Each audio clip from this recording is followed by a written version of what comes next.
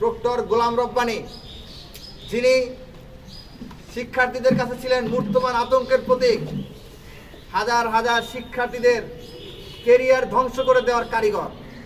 এই প্রক্টর গোলাম রব্বানী, আপনারা জানেন, যখন তার দায়িত্ব ছিল ছাত্রলীগের সন্ত্রাসীদের হাত থেকে শিক্ষার্থীদেরকে রক্ষা করা, বাঁচানো, তিনি সেটি না করে বেশিরভাগ অনেক ক্ষেত্রে আমরা দেখেছি শিক্ষার্থীদেরকে পিটানোর জন্য তিনি ছাত্রলীগকে ডেকে নিয়ে আসছেন।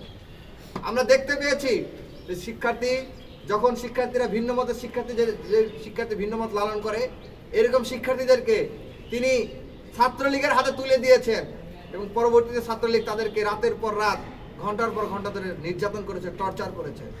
আপনারা দেখেছেন ইতিমধ্যেই ছাত্র অধিকার পরিষদ সহ রাষ্ট্রকবি নুরুল হক নূর সহ ছাত্র অধিকারের নেতৃবৃন্দ, তাদের উপর যে হামলা হয়েছিল, তাদের উপর যে বারংবার হামলা হয়েছিল, সেই হামলার দায়ী করে গোলাম রব্বানীর বিরুদ্ধে মামলা পর্যন্ত হয়েছে আদালতে।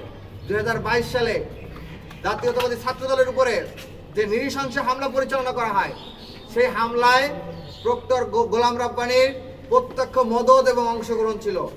তার ছত্রছায়ায় ছাত্রদলের অসংখ্য নেতাকর্মীকে সেদিন রক্তাক্ত করা হয়েছিল। প্রিয় সাংবাদিক বন্ধুগণ, এই প্রক্টর গোলাম রব্বানী জুলাই অভ্যুত্থানের সময় যখন গণহত্যা চলছিল 3 আগস্ট, সেই গণহত্যার সমর্থনে তিনি অপরাজয় বাংলার সামনে তারা মানববন্ধন করেছিল, সামনের সারিতে দাঁড়িয়ে একেবারে ব্যানার ধরে। আপনার প্রত্যেকের কাছে ছবিগুলো আছে, আমরা দেখাতে পারি। এই যে দেখুন, এইটা হচ্ছে 3 আগস্ট, যখন গণহত্যা চলছিল। ইতিমধ্যে 1000-এর অধিক ছাত্র জনতাকে গণহত্যা চালানো হয়েছে। ঠিক সেই মুহূর্তে এই যে তৎকালীন প্রক্টর গোলাম রব্বানী, তার নেতৃত্বে নীল দলের মানববন্ধন এবং মিছিল হচ্ছে। সেটা হচ্ছে খুনি হাসিনাকে টিকিয়ে রাখার জন্য, খুনি হাসিনার গণহত্যাকে বৈধতা দেওয়ার জন্য।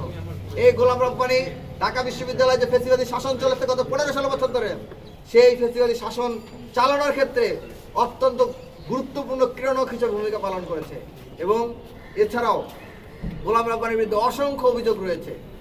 সেই অভিযোগগুলো বিশ্ববিদ্যালয় প্রশাসনকে আমরা বারবার অভিহিত করেছি, কিন্তু অত্যন্ত দুঃখজনক হলো সত্য, বিশ্ববিদ্যালয় প্রশাসন তার বিরুদ্ধে ব্যবস্থা গ্রহণ করা তো দূরের থাক, বরঞ্চ তাকে বিভাগের চেয়ারম্যান বানানোর মাধ্যমে তাকে পুরস্কৃত করেছে। আমরা সবসময় যে কোনো সমস্যার শান্তিপূর্ণ উপায়ে সমাধানের প্রত্যাশী এবং বারংবার আমরা সেই প্রচেষ্টাটাই চালিয়ে গিয়েছি। আপনারা দেখেছেন, আপনারা সাংবাদিক বন্ধুগণ, আপনারা সাক্ষী যে এই ফ্যাসিবাদের দোসর শিক্ষকদের বিচারের দাবিতে নিয়মতান্ত্রিক পদ্ধতিতে আমরা কতবার স্মারকলিপি জমা দিয়েছি, কতবার বিক্ষোভ করেছি, কতবার আমাদের প্রতিবাদ পাঠিয়েছি। কমপক্ষে 5 আগস্ট পরবর্তী সময়ে কমপক্ষে অর্ধশতবার আমি নিজে এই প্রশাসনিক ভবনে এসেছি এই কর্মকর্তা কর্মচারীদের বিচারের দাবিতে। কিন্তু বিশ্ববিদ্যালয় প্রশাসন কেন যেন নিয়মতান্ত্রিক পন্থাকে তাদের ভালো লাগে না।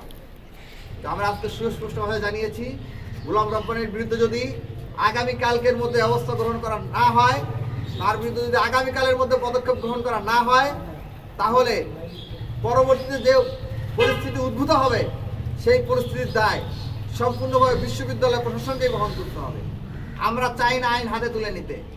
আমরা আশা রাখবো বিশ্ববিদ্যালয় প্রশাসন আমাদেরকে আইন হাতে তুলে নিতে বাধ্য করবে না। আমরা আশা রাখবো বিশ্ববিদ্যালয় প্রশাসন আইনের প্রতি সদয় হবে এবং আইন অনুযায়ী তাদের বিরুদ্ধে ব্যবস্থা গ্রহণ করবে।